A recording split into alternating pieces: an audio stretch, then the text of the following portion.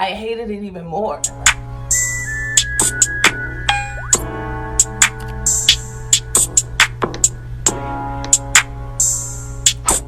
Hi guys, back with another Talk and Twist.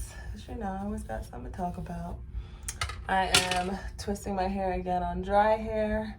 I liked how it turned out.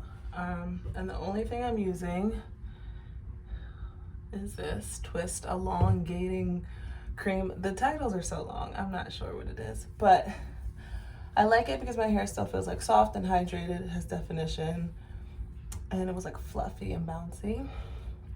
So I wanted to talk about my heat damage, hair love journey. So it's almost, May will make 10 years since I had my last relaxer.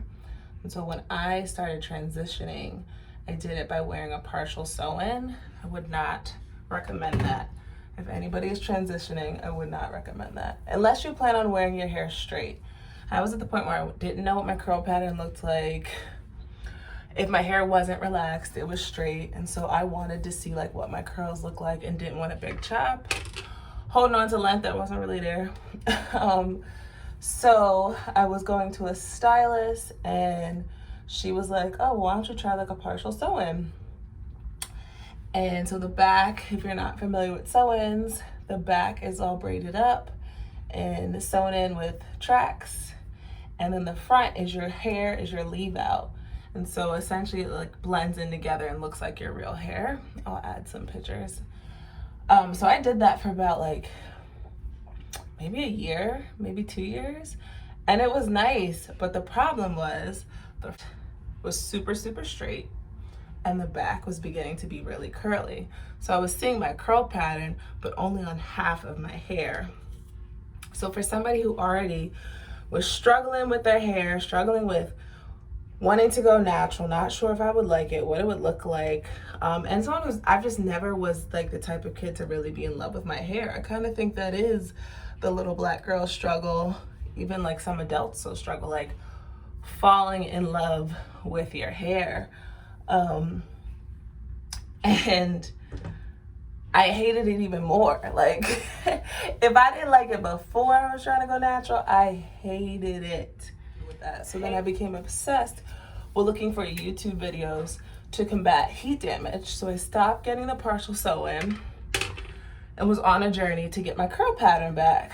So the truth about heat damage is like, it doesn't fully revert back when it's damaged. Like people, so I think the difference is like, if I was to straighten my hair right now, I could probably get my curl pattern to revert back, even if it was using too much heat.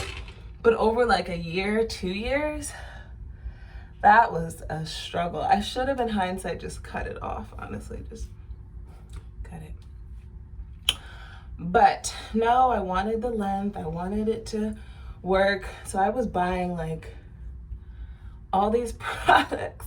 I was already becoming a little product junkie, but then I would Google things, and if somebody said this worked for their heat damage, I would buy it and put it on my hair. And that's when I discovered beer rinses. Yes, I said beer rinses. So long time ago, I have a video on this. I will link it below.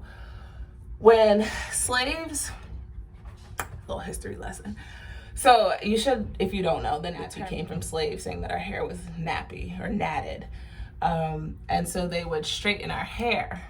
And when Black women wanted their hair back, I guess men too, wanted their hair back in its natural state, they would put beer on it.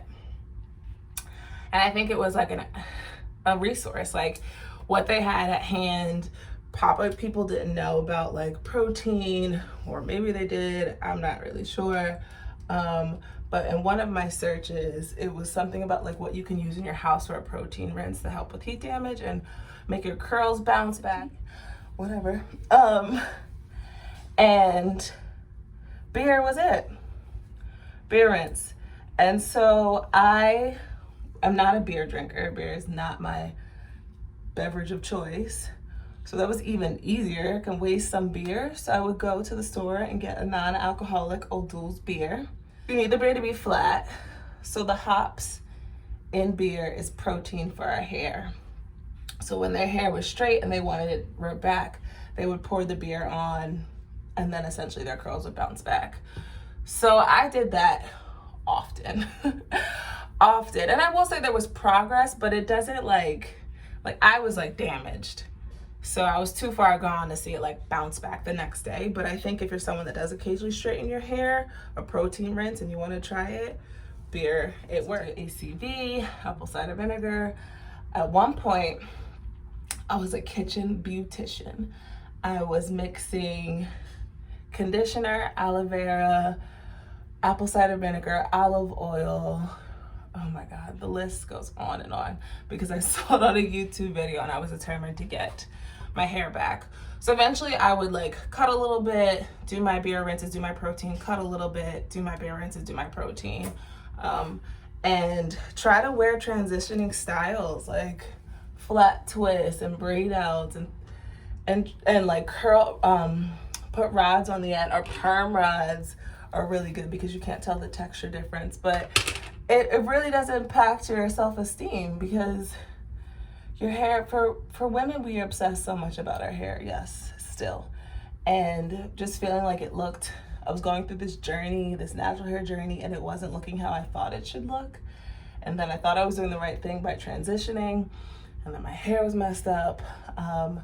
So I posted pictures on Curls with Love Instagram of this shirt that says, "Dear hair, dear hair, dear hair, I love you." And I had seen variations of that shirt from the brand for a while, but I was like, I want to get this. I want to get this. And I'm at a point now where I do feel confident and say that I do love my hair. But that always, and I know people who know me are like, duh, like we could tell that you love your hair, but that wasn't always the case. Like I struggled with the texture. I struggled with detangling as a kid. Like it was not fun to be sitting in between my mom's legs getting my hair detangled, or seeing other people's hair and be like, why isn't my hair as long as that person's? And thinking like my hair is so difficult to maintain because I just can't, go out of bed and walk outside. I mean, I could, but I wouldn't look. Let's just not do that. So the heat damage was actually a blessing in disguise, because through that I had to learn how to take care of my hair differently in a way that I never had to before. Prior to this, I was burning the shit out of it once a week or every couple days, wrapping it or relying on a relaxer to keep it straight. There was one point when I had a relaxer, I was doing like that wet look where like you just wash your hair and put a whole bunch of gel. Some little black girl told me about that.